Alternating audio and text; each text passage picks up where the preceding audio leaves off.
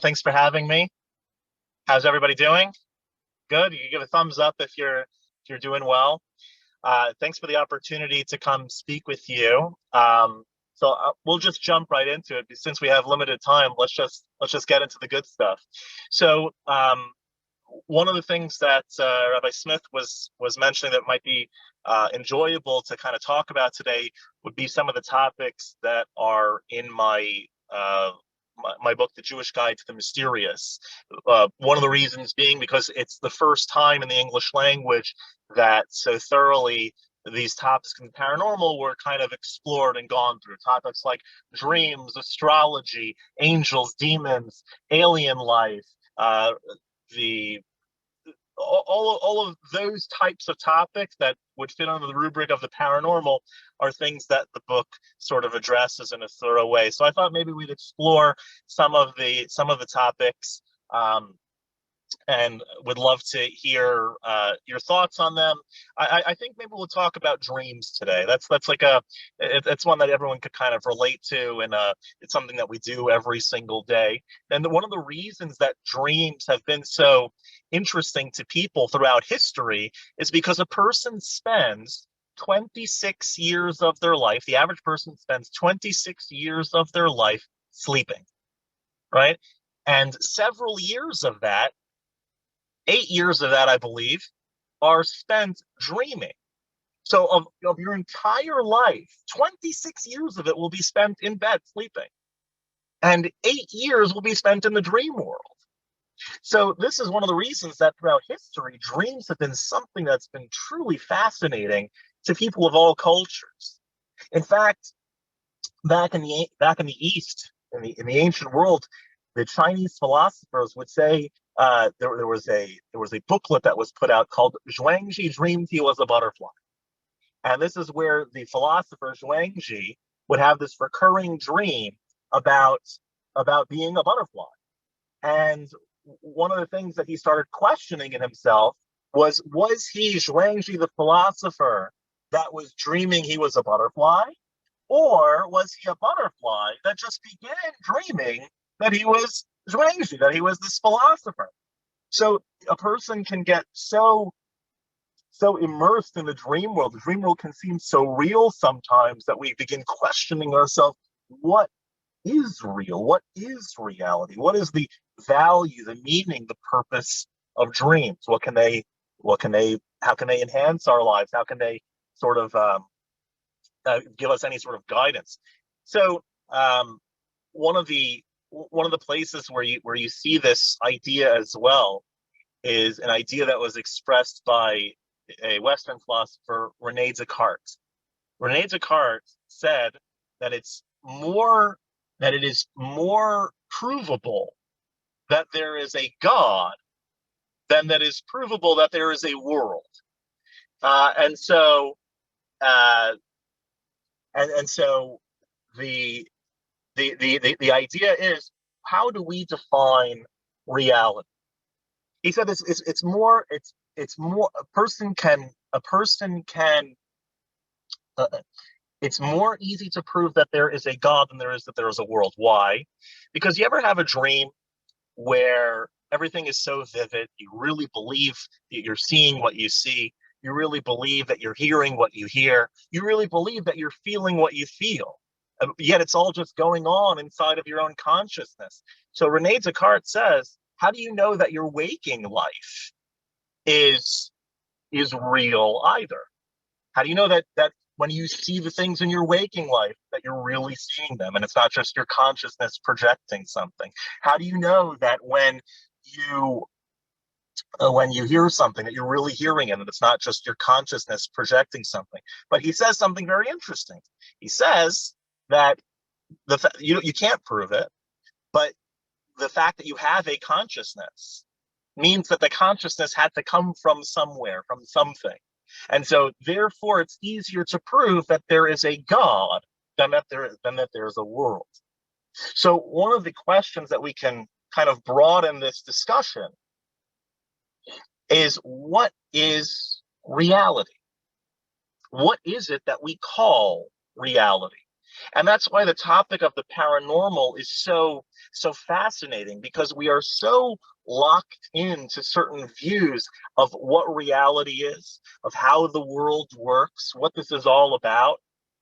But the the scope of the spiritual, and the scope of how the spiritual integrates with the physical, is something that is fascinating, and something that in many circles is only discussed in sort of paranormal studies. So things like angels and demons and reincarnation and souls, all of these different things as to how the physical world and the spiritual world sort of interplay with each other, is something that is so fascinating to talk about. So I want to kind of like give little tidbits and insights in all of this, in all of these sorts of topics, in our discussion today, and then be happy to take questions the last 10, 15 minutes or so. Okay, sound good? Yeah. Can I Give me have a thumbs up if question you're. now? What was that? Everyone Can can I hear ask fine? you a question? Yeah, you said 26 years a man spends sleeping. Yes. What is the lifespan that you were thinking of? So if you think about the average age is about 75 years, and the 75? average Okay. yeah, and sleeping about 8 hours a night, that's maybe a little bit more than some people sleep, but maybe a little less than some others. But about a third of your day, which means about a third of your life, is spent sleeping. Okay, thank you. Yeah, sure. Okay, so let's get into sort of like the system of how God interacts with the world. When God, the infinite God, is communicating or bestowing his bounty upon the world, there is a mechanism, there is a format in which he has established that energy gets translated from infinite God to finite world. And that process consists of various sort of stages that convey God's spiritual bounty to allow it to be understood, to be felt, to be experienced in a physical world. And part of that process are things like the stars, or things like the angels, that facilitate concretizing God's energy from purely spiritual existence to physical existence. A lot of people ask me the question, what is an angel? And do I have a guardian angel? So what is an angel? An angel is not like the way that we typically think about it. An angel is not like, especially this time of year, and on all the Hallmark cards, you'll see little winged babies floating on clouds, playing the harp with a halo on its head, going through heaven. What an angel is a mechanism. An angel has no form. Anytime the Torah uses terminology to describe something in the spiritual world, it's using borrowed language in order for us to be able to sort of get some sort of understanding. So when it says, in general, things about God, even that God became angry, or the hand of God, or with an outstretched arm, God redeemed us. It's not talking about that God really has an arm. God doesn't have an arm, doesn't have a body, but it's using language that puts things into perspective. So when we're told things like in the book of Isaiah that angels have wings, it's not that angels have wings per se.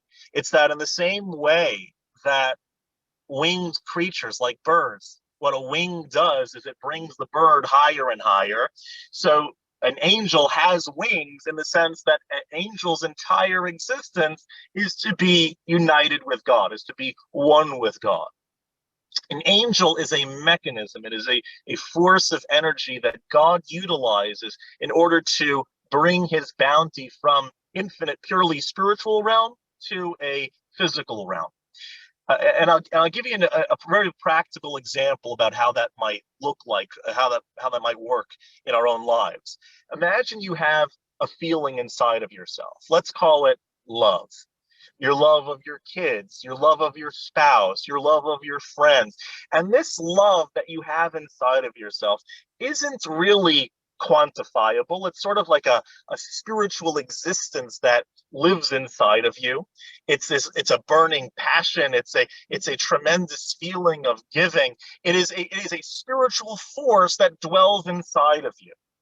Now, if I wanted to express my love to you, or to my kids, or to my spouse, or to my friends, or whoever I want to express it to, I would need some sort of mechanism to be able to convey my love. So, if I don't have a mechanism, and a mechanism can be a hug, a mechanism can be a gift, a mechanism can be flowers, a mechanism can be words that I say. But without that mechanism, my love, my spiritual experience that is unbounded, remains hidden and remains captured inside of me, unable to be revealed to anyone else. So in order for me to express my love to you, I need a mechanism. I need the words. I need the gift. I need the hug that conveys the sense of love that I'm experiencing inside. And through the proper mechanisms, you will experience a glimpse of what I'm experiencing inside.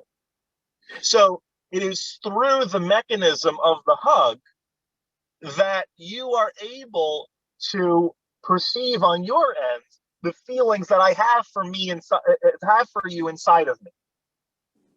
So a hug is a mechanism, or a kiss is a mechanism, or words are a mechanism that conveys the thoughts, conveys the feelings, this spiritual feeling that I have, in this unbound spiritual feeling that I have inside of me, in order that you can appreciate it. An angel is the same sort of thing. An angel is a mechanism that God uses in order to convey his unbounded spirituality, his unbounded existence, his infinity into a finite world. In other words, you pray to God for healing for somebody, and that healing actually needs to take place in a physical sense. There are certain there's a virus, there's a disease, there's something physical in the body that needs to be dealt with. Well, in order for it to get from prayer to God answering the prayer and being channeled in the form of a spiritual energy, spiritual bounty and blessing that is being bestowed on the world, an angel is part of the chain of events that happens to make this energy become concrete and be something that can actually physically heal the person. So an angel is a mechanism that's part of the process in delivering God's will into a physical world. And the idea is that anytime we do something in accordance with what God wants from us, any mitzvah, any prayer, any good thing that we do, we create for ourselves an angel, an advocate. That doesn't mean that there's a lot of little dancing invisible winged babies flying around us. But what it does mean is that the more mitzvahs that we do, the more merit, the more energy, the more the divine is sensed within us. And the greater the sort of protection, or the greater the godly vibe we are living with in our daily lives. That's the idea of an angel. A demon is kind of like the opposite. It works in sort of the opposite ways. We don't focus so much of our attention in Judaism, unlike other faiths, on the concept of demons. They certainly are discussed in Talmudic literature, and as well as other places, but they are, again, a mechanism. We don't really focus much attention on angels, for that matter, in Judaism. We have very little mention. It's very sort of tangential mention of angels in our tradition. We have really, like the Shalom Aleichem song that we sing Friday night, a few casual references in our prayers, but you don't really discuss the idea of angels isn't so central to our belief system, and nor the idea of demons. They're there, they have a purpose, they're a mechanism that God utilizes for a purpose, but they are not central because of the fact that they are mechanisms, because of the fact that we go to God for all of our Our prayers are directed to God. An angel at the end of the day is simply an axe in the hand of the chopper. An angel at the end of the day is a mechanism that God is using. And so when I'm praying, I don't pray to an angel, I pray to God. And whenever I'm desirous of something, or whenever I want to thank God, I thank God. I don't thank an angel or the angel that God decided to use to help facilitate the blessing that's been brought into my life. So angels and demons, though they have uh, a very strong historical and spiritual precedent in Judaism, are not part of our main focus in discussion or in theological living, in the way that we live our lives. They're there. They're part of our tradition, certainly. But as far as like the centrality and how much I should be thinking about them and dealing with them, is it's kind of like a side dish, because again, they are mechanisms. Another mechanism that God uses as part of the universal I mean, system. if I can, just as Sure. part of Yiddishkeit, we say Yes. hello to them, we say goodbye to them, and that's it. They're That's it. passing by. That's That's right. all That's they right. are. There's That's right. nothing. There's no involvement that goes on, right? That's right. Yeah.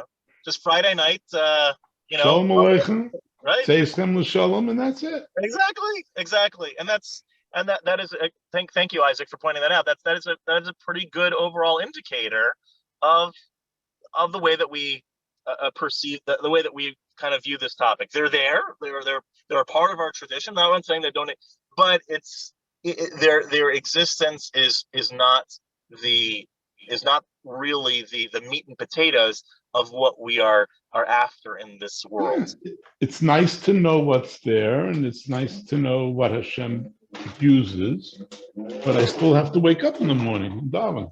So it makes a difference. Right.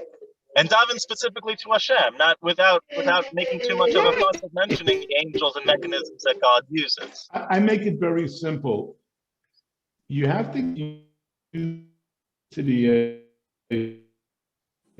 and I know it's a little overwhelming. Wake up in the say, Mo, who are you talking to? That's all it is. Just don't let it fool you. Yeah, it's somebody else and some whatever it is you have to be at, but it's still you and Hashem, and you're having your conversation, and you're doing this, and then you're doing that, and I maybe because I have a now. Yeah. So one of the other I think topics that's worthwhile to segue into at this point, as far as when we're sort of thinking about what is reality, we tend to think of our lives as that we are human beings that have souls, and our life ends whenever it ends, however many years we're allocated. And really, the opposite is true, that our life is our soul. We are souls that happen to have bodies rather than bodies that happen to have souls. So our life began as a soul at the beginning of time, the beginning of creation. And the pathway towards elevating our souls is a generations long process of being faced with various scenarios and interactions and temptations, and elevating our core spark to to the ultimate level that it needs to be. That's why Judaism very much believes in the concept of reincarnation. Now, it's a different form of reincarnation than maybe some other faiths and concepts would ascribe to reincarnation. In other faiths, the concept of reincarnation is sort of like a reward. Like, you lived a life, you're a good boy, you're a good girl, and now you can choose to come back as a butterfly, right? And that's like that's like the end all. That's like the reward for the good things that you did. In Judaism, reincarnation is not the goal, but it is part of the process of. In other words, a soul, in order to really experience God, has to be kind of going along with the mission that God had put upon it. Each soul has has to, we all have to be involved as much as possible in the observance of Torah, and striving our best to do what we can do to learn Torah, to live Torah. But sometimes we fall short, and if a person falls short and goes in their and throughout the course of their life and either leaves something undone that was assigned to them, or did something that was not assigned to them, that did something that they weren't supposed to do, that soul, part of that soul's correction could be reincarnation, could be a Gilgul. And it's interesting that in our tradition, Gilgul, a reincarnation, has the same gematria, the same numeric value as the word chesed, the word kindness. Because one of the kindnesses that God can do is give us another shot, is give us another opportunity to perfect something that until this point I may have left undone. I may have not done in the proper way, not lived up to. And so a spark of a person, a part of that person's being, that which was not elevated, can take on its own life identity in order to sort of perfect and correct something that was left undone, or something that needs to be purged and corrected that it wasn't supposed to do. And so again, this kind of paints the picture that we think that we have these limited lives, that a person lives 120 years in this life, and that's it, or they get rewarded for that. And that is true. But if there's an aspect of yourself that was left uncorrected, then that aspect can take on its own life entity, and a spark of oneself, a spark of one's own existence, can receive its own consciousness, be put in its own body, and subject to a forum that will help correct that. And so that is the concept of reincarnation. We're trying to correct various aspects of a general soul that we are all a part of. Each person has a role in the puzzle piece that they're trying to sort of correct together, and through each person doing not only their own part in their own life, but doing their own part in all of their lives, we put this mosaic together, we put this puzzle together, and it creates this wholeness, this unity, this perfection in the grand soul of humanity. Yisrael, you had a question? Yes. How does Teves Amazing fit into this arc of the existence of the soul? How does that relate to Gilgalim? So that's a great question. That's a question that it's a discussion. It's actually debate in the Zohar. But what comes out from the discussion is essentially that every existence that you are, a soul is not like it's depicted in the cartoons. It's not like Casper the Friendly Ghost, that when a person passes away, this image that looks like them continues to live in the sky. That we're more like a bonfire, if you will. And when a person has something that is not corrected in themselves, you can take a bit from that bonfire, right, from the same essence, the same spark of the general soul, and that spark can get its own identity, it can get its own consciousness, its own experience. And even though it's part of my general soul, the same soul as my general soul, it takes on its own life, and it is subject to its own rewards and punishments. And so when it comes to the resurrection of the dead, each life, each existence that a person had, each consciousness, each I will come back in the resurrection as Pichas Taylor, and any spark within me that I have been in the past, that I'm retaining with me, that has lived before, will also be resurrected and rewarded in its own existence. Each spark. That's, I was in the Boy Scouts, and when you think of a bonfire, You think of a bunch of people sticking you stick the marshmallow on the fire, and they all can take out the marshmallows, and the marshmallow's kind of on fire. So now you have 10 little fires that are created from the same essence of this general bonfire. That's kind of the way that souls work as well. You have one general soul, one fire, one spiritual existence in the heavens that remains there, and different sparks or mini fires that are given their own identity in different life forms, in correcting different areas of this general soul. There's people alive today that you share a same soul root with. Your spouse, for example, when you say like, "Oh, my soulmate," right? Well, if a person finds their soulmate, that person's a part of the same soul as you. You're two different bodies, but you're the same soul. And I know it's a kind of a hard concept to maybe think about because we're very physical beings, but one way to think about it might be, you ever looking out at a lake and you see the reflection of the sun on the lake. So you see this giant reflection of the sun, big light, shining on the middle of the lake. Well, if you take a big rock and you throw it in the lake, and it makes a splash. Now, each one of those individual little water droplets also have a full reflection of the sun on it. Nothing has changed on the sun, but now each water droplet is a reflection, is a manifestation of that grand light of the sun. So you can have people that are alive today in different bodies that share a similar soul root. Rabbi, What was that? can I say something? Sure. We know that we are all parts of Adam's soul. Is that what you mean, or do you mean maybe Abraham's soul, because we are Jewish? We talk about Adam's soul because Adam, okay. Yeah, but Yisrael, to succinctly answer your question, each person comes back during Techias HaMesim in their own identity that they live. So you'll come back as Yisrael.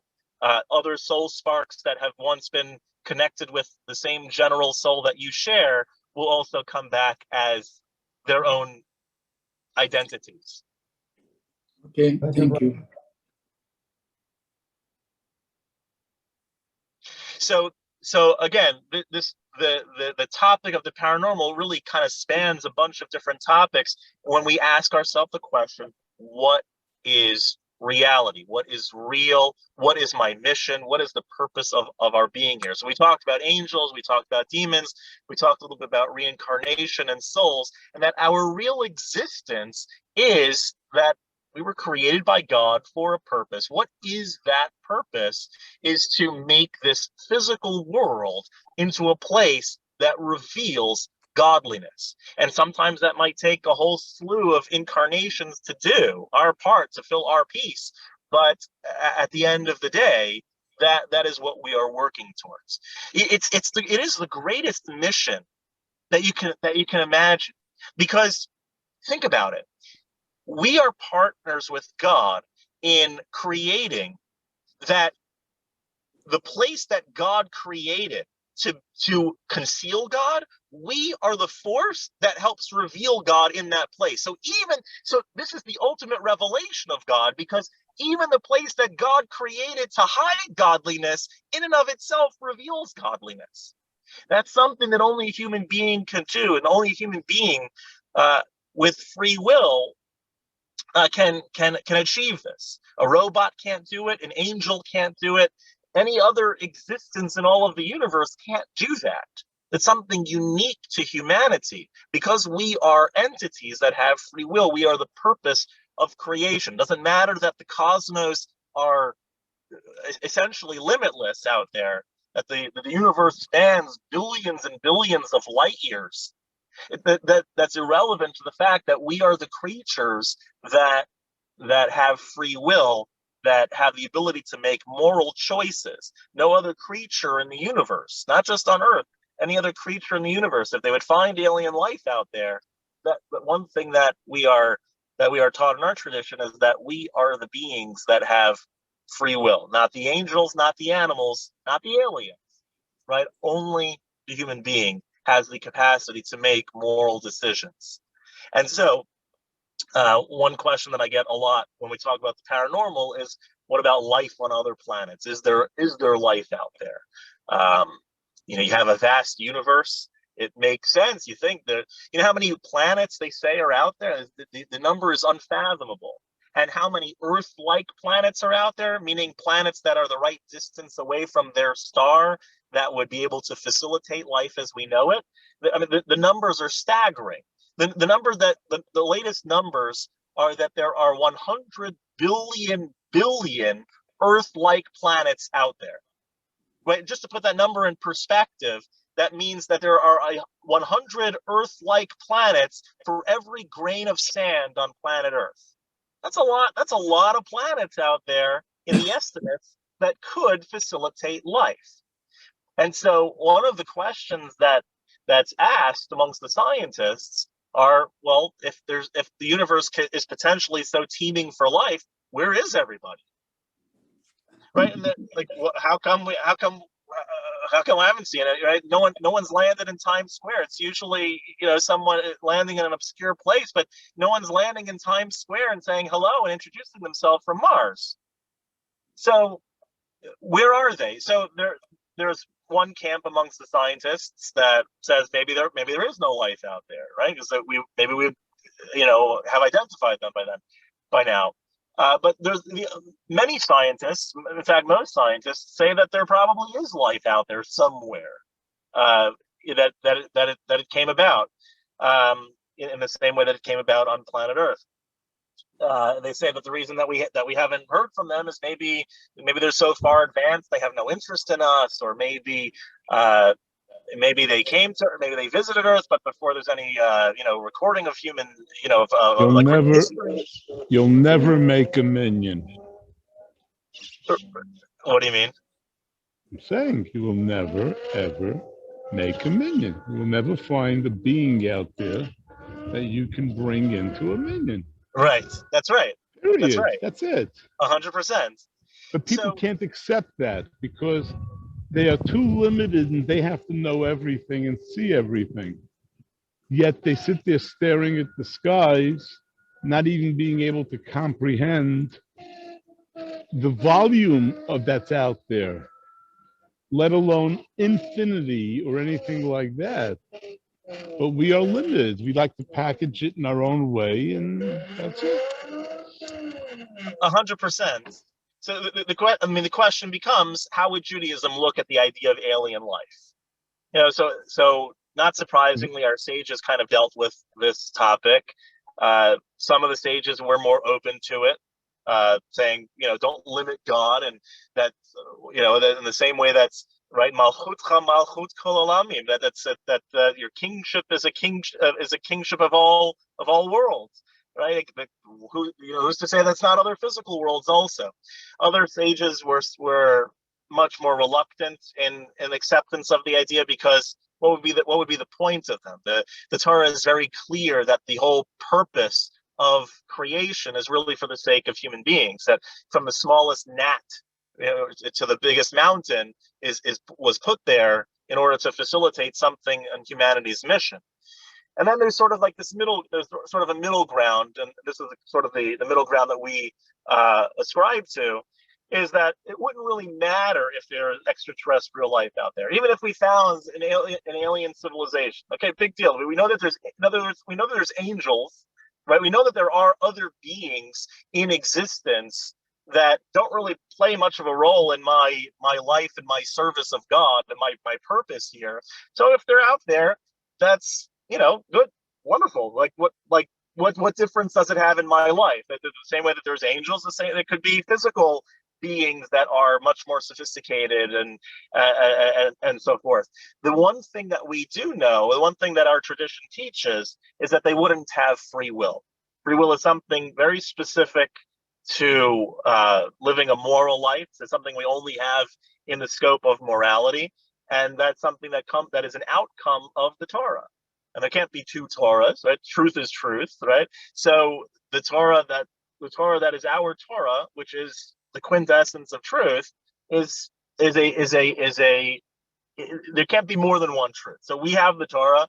The aliens, their ancestors didn't leave the land of Egypt, didn't have a forefather Abraham, didn't have all of the concepts that are related in the Torah. And so we are the ones that have the moral capability. We are the ones in which the universe was built for. And that kind of leads us into the idea that all of my actions matter. Everything that I do. And you think to yourself, many people might ask the question, well, the universe is so big, so vast. God is infinite. What is my little act here on planet Earth? How does it really affect anything? How does it have any real value?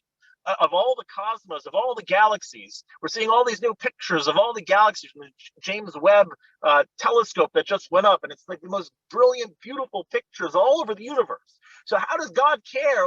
He's so busy in all of that. He's infinite. He's manipulating galaxies. Does he really care if I have a cheeseburger? Does he really care about these like little things in the grand scheme of things? And the answer is 100% yes. Because usually when we think of God as an infinite God, we think about God as infinite, we think of infinitely big. But infinity doesn't only mean infinitely big. Infinity also means infinitely small. And God is concerned about every little detail. It's all the same to God. And so God very much does care if a Jew is eating a cheeseburger or not eating a cheeseburger, or if a Jew is keeping Shabbat or trying to keep Shabbat or not, or if a Jew is embracing step by step, more integrating the reality of Torah into their life, and as opposed to if they're not. God cares very much about all of us. God cares very much about what we do, and the more we get in sync with that, the more meaningful and spiritually aware our lives become. Now, if let's kind of hold there maybe with the discussion. If there's questions that people want to ask, be happy to talk about what's on your mind. Rabbi? Nobody else? Rabbi? I was just Yeah. Go ahead. Go ahead, Julian. Hello? Okay, Bruce, if you want to ask a question, Bruce. Yes, ask. I do. I Okay, thought so- somebody else was asking at the Okay, same just time. go. If God is concerned about all of us and cares about all of us, how do we know that God is not anywhere else? People, not people, but the other planets in the universe, we have listening devices for them to see if we hear them. But on the other hand, they may be just as sophisticated as we are and blocking our sound or their sounds to us. That's very possible. I mean, I'm not. I haven't denied any aspect of that. The concept is that what? No, I'm trying to understand the question. We need radar blockers from God now? No, that's not what I said. So what are you saying? What I said is, how do we know that the aliens or whoever is on the other planets aren't as sophisticated as we are, unable to block where we cannot hear them? We don't know, but I still have to make mincha at 5:30. So I will make mincha at 5:30. No, what I'm saying, that's the point. We all have these esoteric questions. Unless they translate into something that affects me, I have a hard time with it. Now, figure out a way to translate that into something that we can apply somehow. And maybe, I'm sorry about my attitude generally. I'm out in the street here. I shouldn't even be participating. But I'm only saying all of these things are interesting in a very, like matter. You talk about the universe is so big, and how could you can't get limited by your 4 dimensions. We live in a 4-dimensional world, but that limits us to our 4 dimensions, which means we see a big distance. We think, oh, how can you get close to that? Look at that distance. that distance is only in our universe of 4 dimensions. In another universe, or from a different perspective, it can be like nothing, billions of miles, or even with time, billions of years. Oh, it's so far. But that's not an answer to his question. Why not? What's the question? How do you know that alien beings aren't blocking us finding them? That you want me to answer? I can't answer that. Okay, then let him get an answer from the rabbi. All right. Well, That's good. I'm sorry. You're right. You're absolutely right. Rabbi, how do we know that the aliens aren't blocking our attempts to find them? Yeah, I mean, we don't know. What we're saying here is that even if they're there, it's not really relevant to our job in this world. In other words, the reason that I didn't say that God doesn't love them. God could very much care about them. God cares about the animals. God cares about everything. If they exist, they are God's creatures too. Correct. But it's not the sophistication that makes the value of a person, or it makes the of an entity. Our Torah tradition teaches that it is the concept of free will. When the Torah opens up and says that God breathed the breath of life into the human being, and that the human being is created in the image of God. What is the image of God? So the commentaries give various explanations, but the essential reason or essential meaning of what the image of God means is that we were entities, that were beings that were created with free will. In the same way that God can do something completely detached from any outside influences, we can also do something completely detached from outside influences. Most people today want to say, oh, I'm a victim of my nature. I'm a victim of my nurture. I was born this way. I was brought up in the wrong home. Whatever it was, my nature and my nurture have made me do the things that I've done. And, to an extent, again, your nature and your nurture certainly play a very strong influence on the way that you behave. But at the end of the day, a human being created in the image of God is a free-willed being that can transcend their nature and their nurture. That is the value and the centrality of humanity and humanity's mission in the world that the Torah emphasizes. So even if there are very sophisticated alien life out there, way more sophisticated than us, they'd have the status, let's say, of angels, and that they don't have free will. They are higher entities that are utilized for a purpose, but not the central purpose to which the universe was created for.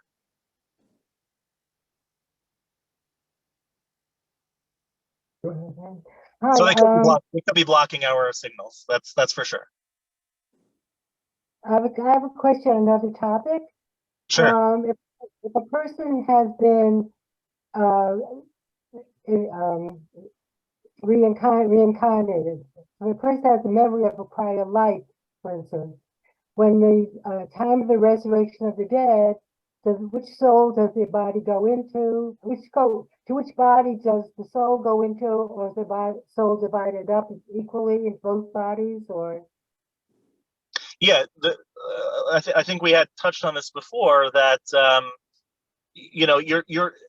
a full soul never comes back into a person. It's a spark of a soul. It's like if a person donated their organ to an organ donation, just because it's my liver inside of you doesn't mean that there's a piece of me inside of you. It doesn't mean that that you are now me, or that I am you, or or anything like that. So it's a spark from a general soul, and when it comes into a body, it takes on its own entity, its own existence. And so when the resurrection comes, each person, each consciousness, each being in its own lifetime is resurrected in that particular form. Like I will always be resurrected as Pinchas, despite the fact that I'm a reincarnation, or I'm a spark of a more general soul that has been here before. If I have a very clear memory of a prior existence, and it has affected my life in this world now, Does that mean a lot of me was transported? The earlier memory definitely affected my lifetime in this world. So does that mean a large part of my soul came into this world, this incarnation? One of the reasons that the Torah, that it says that the measure says that the Torah starts with the letter base, the letter bet, because the graphic of the letter base is closed on the top, closed from behind, and closed on the bottom. But the letter is closed on all three. It's only open going forward. And the message that of the Torah from that letter base, that first letter of the Torah, is not to think too much about what's going on in the upper worlds, in the lower worlds, or in the past, in what either previous lifetimes or what God was doing before the creation, for lack of a better term. One of the our primary focus is on this world, and that's why it's not something. It's not even something that's encouraged in our tradition to go find out who you were and what was your life like in your prior lives, because it doesn't really have that much of a bearing on your current life. In fact, it would probably cause you more problems, because if you recognize that like your neighbor in a prior life had killed you or had wronged you, you'd probably want to go after your neighbor. So the primary focus and what we can sort of derive from this whole discussion of reincarnation is our sages have taught us that whatever a person finds most challenging, whatever areas, particularly when it comes to morality, particularly when it comes to the observance of Torah, that we find really challenging, that's likely a key role in why we were put in this incarnation. So if a person, you have a mitzvah to give tzedakah, if a person is really, it's really hard, right? So they're really naturally, like, they're very stingy, it's very difficult for them. Like when they reach in their wallet, George Washington, has to like wake up. So one thing that person would have to work on, it's very likely that person is here to focus on correcting the attribute of of their inclination towards stinginess. If a person has an inclination towards pride or towards anger or towards whatever your particular challenges are, addiction, whatever it is, it's very likely that is very much a central part of what you're meant to be focused on this incarnation, likely because it was something that was a challenge for you in a prior incarnation.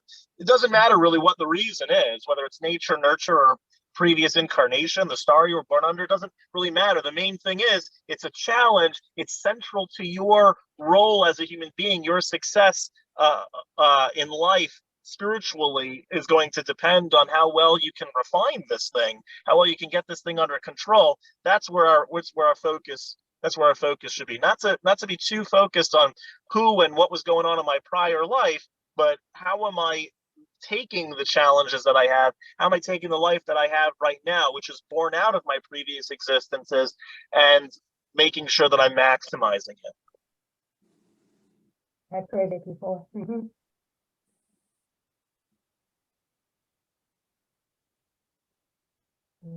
Thank you. So are we going to talk about dreams too?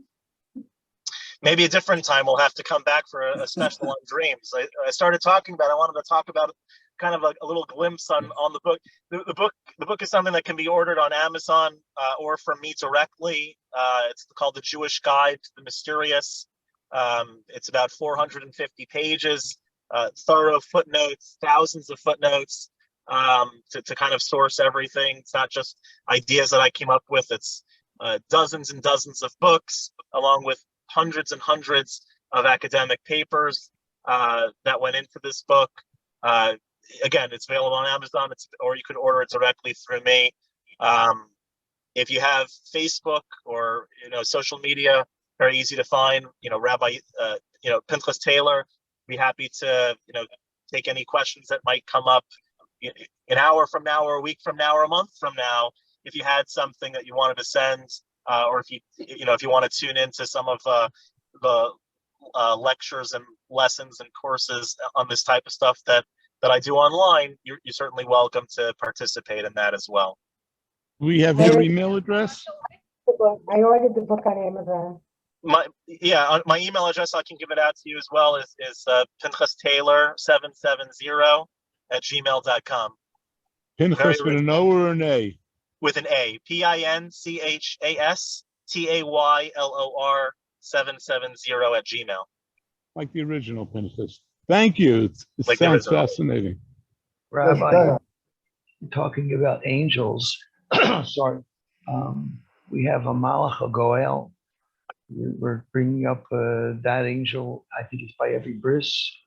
We have Zavadi Yishmereni, which is every Rosh Chodesh. And yes. So there are angels that we actually talk about to a large extent. You know, Angel Gabriel, Angel Michael, what they were doing during the destruction of the Beis Hamikdash, or what was cooling off. And so I just wanted to say that I think that there are mentions more than just obscure mentions. Oh, certainly. No, not at all. There's no question. There's no question about that. The idea was that as far as our theology and our daily living and our mitzvahs that we do, our life perspective, we don't on a daily basis, think about what angel is God using to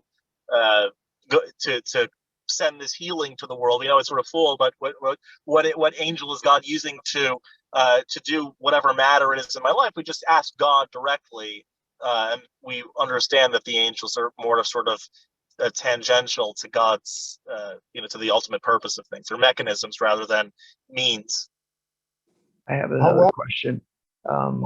When we say each neshama, these are general neshamas of 600,000, and if each one has 600,000 sparks, I just was looking at this before we came on, and it comes to like 36 trillion.